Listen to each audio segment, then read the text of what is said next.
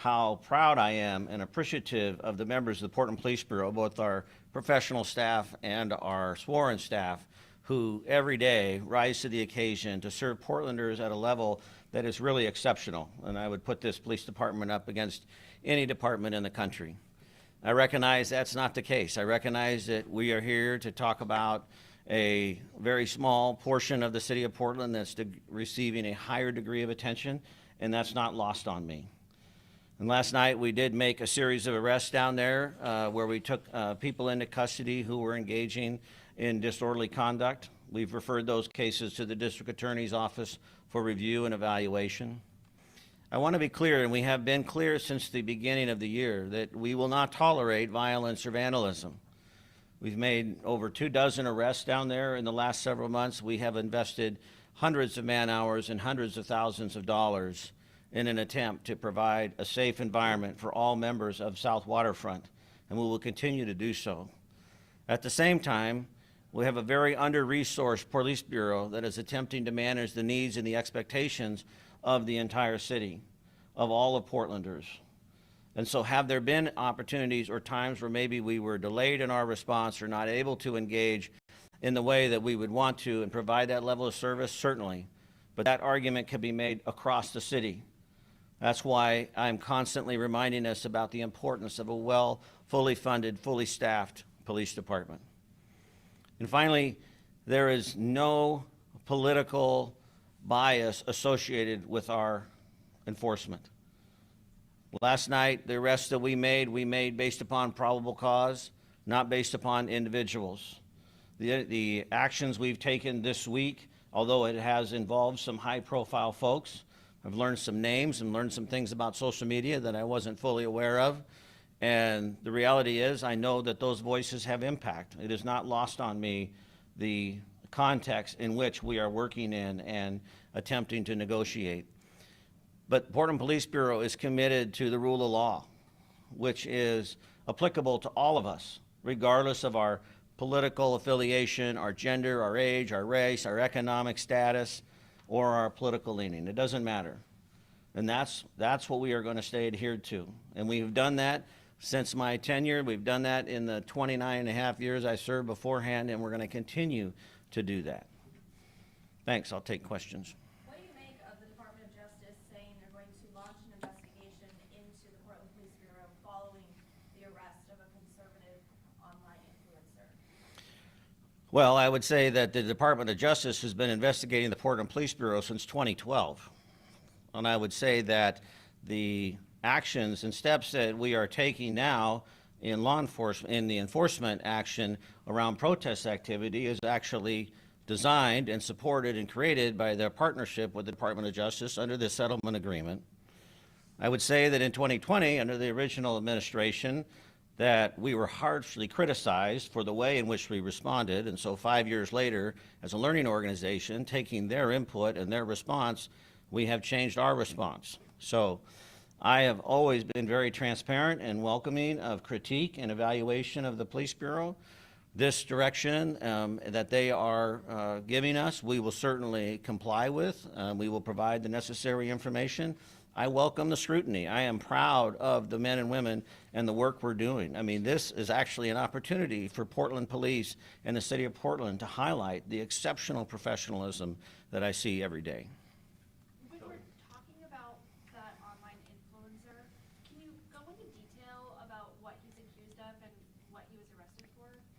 All I'm aware of is he was charged with disorderly conduct. I have not read the report, so I'm not familiar with the details of that, but disorderly conduct is typically associated some kind of disturbance. My understanding is officers became aware of a disturbance in the crowd, and then they went in and addressed that. And that's the approach we've been taking all along.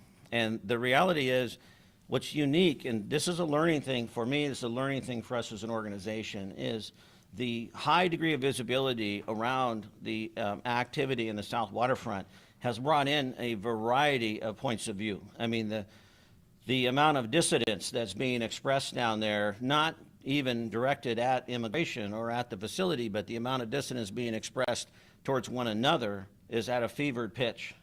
And that's where we need to start bringing the temperature down, because we are seeing all of these different perspectives and all of these different opinions gather in this small one-block area, and then unable to manage that in an appropriate way. And so we have these acts of violence, we have these fights, we have these assaults. They are occurring.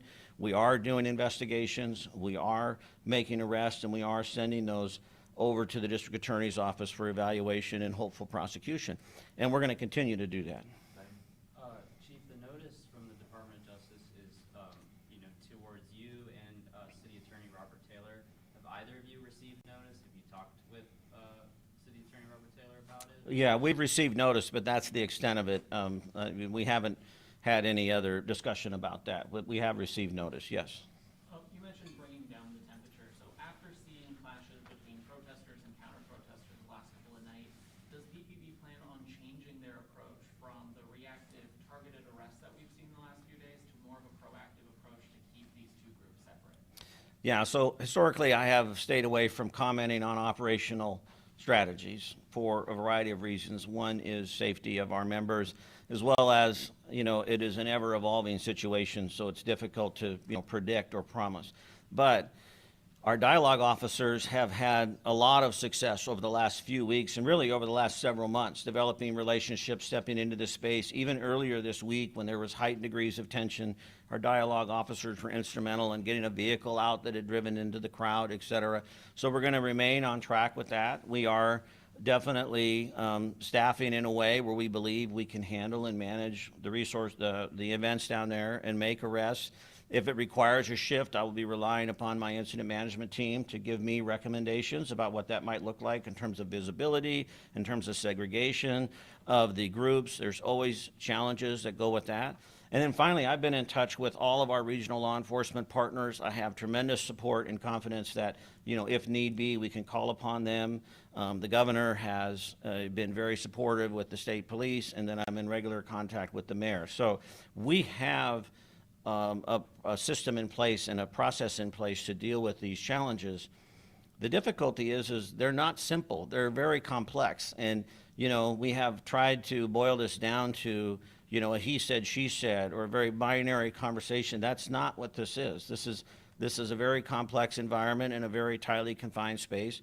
So it's very challenging to police in the traditional way. And I love the Police Bureau because I know we've got innovative, creative leaders and officers that will always be looking for suggestions about how to improve that. There have been a lot of comments on both sides since last night. Is there anything that your team has seen or that you've even seen yourself that you feel the need to clarify or say, well, that's just not true? Personally, have not seen a lot of comments because it may not come as a surprise to many of you, but I'm not glued to that. I did watch football last night, and I didn't see a lot on there. But I have heard many comments, and the part that probably brings me the greatest deal of frustration or ire or sadness, whatever that emotion would be, is the accusation that our Portland police officers are making decisions based upon a political affiliation. The irony here is we were condemned in 2020 for our approach towards the left, and now we're being condemned in 2025 for our approach to the right. So I would say we've landed right in the middle of the fairway. And this is the nature of the rule of law. This is the application, appropriate application of the rule of law, that it is equitable across the board. It is also not lost on me that we have a lot of Portlanders who for a lot of years have suggested that we have been over officious or targeting them or discriminatory in our approach to them, usually based upon housing status or race or whatever it might be. So this is not unfamiliar territory for me or not unfamiliar territory for the police. And I have stepped into those spaces boldly and welcoming to hear those voices, and I'm willing to do that now with others. But I'm actually somewhat confident that we are actually doing the job that needs to be and that's asked of policing in our society today, because we are being consistent and transparent with the application of the rule of law. Go ahead, Claire. On top of what the DOJ is saying, the White House press secretary told reporters this morning that this incident in particular is a troubling trend in Portland where left-wing mobs get to decide who can visit and live in their city. What's your response? Yeah, well, that's just inaccurate. I mean, there's really not much of a response to give to that. I mean, look outside today. I've been all over the city It's not left-wing mobs. This isn't, I'm standing up here. I'm not standing up here with the governor or the mayor or anyone else. I'm standing up here as the chief of police of a major American city, telling you that we are doing the job that's expected of us as it applies to the application of the law, and that's what we're doing. The purpose of policing in America is to provide support and service to communities to allow for a level of predictability. None of us want to feel unsafe. What is universal for all Americans is the desire to feel safe. This is biological, it's natural, it's human nature. And when we don't feel safe, when it feels uncertain, when it feels unpredictable, we withdraw, we pull back. And then we don't engage in the social contract, and we don't establish relationships, and we don't learn from one another. And we have created such an attitude of certainty and lost the art of curiosity that we are struggling to find a way to affirm that safety and vulnerability for all of us. And that to me is the crux of the issue. I absolutely welcome the opportunity to address crime and public safety in Portland. And some of that has to be done through enforcement. Some of that has to be done through arrests.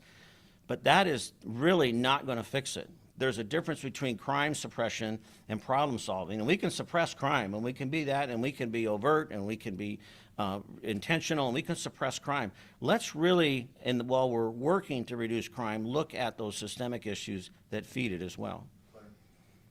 Will Portland Police release body camera video of the arrest last night, including the arrest of Nick Sortor? Yeah, I would like to be able to release that. There's a process around redaction and, faces and names and so forth, but I'm very open to releasing footage. I can't give you a time frame on that, but we will be trying to make that happen. Chief, like you said, the temperature is really up in the area. There's been developments happening day after day. Assistant Chief Dobson said in a court filing, specifically what you touched on, that the more that officers are down there, it pulls resources away from other parts of the city. What are you thinking about how long officers are going to be out there, whether that's BLOs, bike squad, RRT, I imagine that can't be, a long-term. Yeah. Yeah, we have to remember the human element in this, right? I mean, we are all struggling to find our way here, regardless of individuals' roles and responsibilities. And I'm highly sensitive to the ask that I'm already placing upon a very stretched police department, just in terms of meeting the basic day-to-day functions. As I mentioned earlier, we made some great burglary arrests this week. We've made some great arrests in major crimes. We're, doing good work all across the board. And now we are pulling those members to do extra work and focus on a specific part of the city, which we do at other times in other places, so that's not unusual. But sustainability is a concern of mine, and I want to be sensitive to the demands we're asking of the officers. I want to be sensitive to the fiscal responsibility. This has a cost associated with it. And I also want to be sensitive to the impact of the people of South Waterfront. I would never want to convey to anyone in that part of Portland that it doesn't matter or it's not important or there hasn't been discomfort or disruption or loss. I'm sensitive to that. I also know that as I look across the city, there's a lot of places where that's occurring, and it breaks my heart that we can't meet all the demands that are asked of us, but know that we are committed to doing the best that we can, and we will take all that into consideration as we manage this incident. Joey, a couple more questions. We'll go with Joey. A lot of people are pointing to what happened here in 2020 as they're critical of what's going on right now outside the ICE facility. And you said that you welcome the scrutiny and you've changed in 5 years since then, particularly in your response to the situation. So talk about those changes that you've made as you deal with what's happening right now. Yeah, so we have, first of all, we brought in a lot of outside resources to do an independent critique of us, and that came back with numerous recommendations, of which we've applied. Second of all, we did work with the Department of Justice around our use of force policy and our crowd response and so forth, so we've been in regular communication with them. The creation of our Dialogue Liaison Officer program, really proud of those men and women, the work they do, taking on this additional responsibility. They weren't told to do it, they asked to do it. They lean into it with all their heart and soul and have received additional training. We identify them differently with their white shirts and just super appreciate that. We have more of a stair-step approach to enforcement. We use our bicycle officers more. They're highly visible in their yellow uniforms. So we may be visible, but less of a perceived confrontational standpoint. Oftentimes in police work, we talk about visibility, and visibility means a lot of different things to different people. For us, being visible in a uniform is something that I've done for over 3 decades, so I'm used to it. But for other people, seeing a uniform can maybe sometimes be offsetting. So we understand the impact of visibility, but we try to be visible, try and be present, try to offer warnings. Then we make announcements if we are going to make or move on people, or if we are going to have to direct folks. We make announcements, try and be clear in our communication. And then we make those targeted arrests. I think that's really key to know that when we move in, we're moving in to make a specific arrest. We're not looking to disrupt the whole thing. We want people to be able to express their First Amendment rights. We want people to be able to get their message out. So instead of looking at the whole crowd as a simple one, organism, we are looking at the individual problem people. And then finally, we do have the capability on a larger scale with more hard gear, the more traditional protest tactical response. We still have that available to us. Fortunately, we have not had to use that to a great extent, but I will always make sure our officers are 100% protected and safe in the job they do, and sometimes that gear is required. We haven't seen the level of violence down there yet to reach that, but that is a final piece, and that's kind of the more traditional approach that people maybe have remembered or looked at in the past. Well, I'll do a couple more questions out of respect for Chief's time. Troy, did you have anything? I know you haven't asked one yet. No, I'm all right, thanks. All right, we'll go, wow, okay. Blair had her hand up. Go ahead, Blair. Just quickly, we've been hearing a lot that a lot of the starting of the clashes, I guess, between federal agents and protesters have been coming from outside conservative agitators. Is that something that your police officers have witnessed or seen? Well, I can't speak to the affiliation of the agitators, whether they're conservative or liberal or left or right or whatever that moniker is. What I know is that we are seeing an increase of people down there who appear to be intent on agitating the crowd and agitating the environment. What their motivation is, I don't know. I don't really care. The point is that we are not going to be accepting of violence in the city of Portland. It's just not acceptable. And can we get to every violent encounter in the city? No, we can't. And I wish we could. I wish we could be Johnny on the spot on all of them. But when we're present, when we're available, when probable cause exists, we will interdict that behavior. We will make arrests regardless of their intent or affiliation. All right, right here, Claire. And then Joey, and then we're done. What is your plan with the Department of Homeland Security planning to surge more officers here? Well, we're going to stay the course. I mean, I've been that since the beginning. We're going to stay the course. Portland Police Bureau is going to continue to show up every day and do the good work that it's been doing for over a century now, and the good work it's going to be doing, Lord willing, a century from now. Because we cannot vary from our values. We cannot vary from our mission, which is to provide the highest level of safety to the city and to all of Portlanders. With that being said, I'm also in regular communication with our federal law enforcement partners. I've said that for months now. And we will talk to them, we will work with them, we will try to deconflict information the best that we can. I have been very grateful for the conversations I've been able to have with federal law enforcement leaders in the area, many of which are, from the area and engaged and want to see as well as what's best for Portland. The noise that's happening and the political theater that's happening, I can't do anything about that. That's just the world we exist in. And the unique thing about being a chief of police is I'm the most political position in the city, but I'm the only one that doesn't get elected. And in my job, politics and operations collide every single day. And so I'm going to understand and be in the political spectrum, but I'm going to focus on operational support so that Portlanders can be safe. Joey, and then Shelby, and then we'll be. As we've tried to track what's going to happen with this National Guard deployment, has your bureau been given a firm timeline of when we'll see boots on the ground here in Portland? No, we have not. I would anticipate in the coming days, much like everyone else, but we don't have a a start date. Is that something that you've been trying to get from the Department of War, whoever's in charge of this mission? Well, we've been having conversations, but that's not been a priority of mine. I mean, I know that they've been, assigned and mobilized. That's been well publicized. As I said, I mean, that doesn't change how we show up. I mean, I'm sensitive to the fact that their arrival may spark maybe some greater unrest or some greater response, but we are going to be consistent, and we can't just. I don't want to be reactive. I want to be consistent. Earlier this week, you said that we were talking about just one city block. But what do you have to say to the people who say, well, exactly, we're talking about one city block and Portland police haven't been able to control it? Yeah, that's a great comment, and I've thought about that comment a lot. I want to clarify a couple things. One, you know, as I said earlier, that city block matters. So please don't infer in anything, you know, shape or form that it doesn't. I was saying one city block in reference to the deployment of the National Guard. We don't need the National Guard for that city block. That was my intent.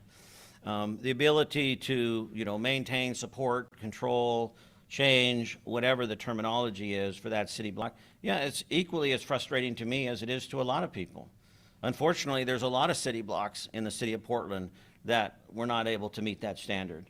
And I hear from Portlanders every day, whether it be downtown, East Portland, North, Northeast, et cetera, who would welcome the attention and the effort and the investment that we are making in that particular area. Some of these problems that we're talking about, not just down there, but really citywide, I mean, as I said earlier, these are system issues. These are system issues. These are not just, you know, clear out this or clear out this. This is system issues, and we need to have the whole conversation. We need to be able to talk about these competing truths and be able to hold them in a way that allows us to maybe find some paths forward. But as long as it's binary, as long as it's certainty, then, you know, we're going to continue in sort of this circular motion of make arrests, make arrests, make arrests.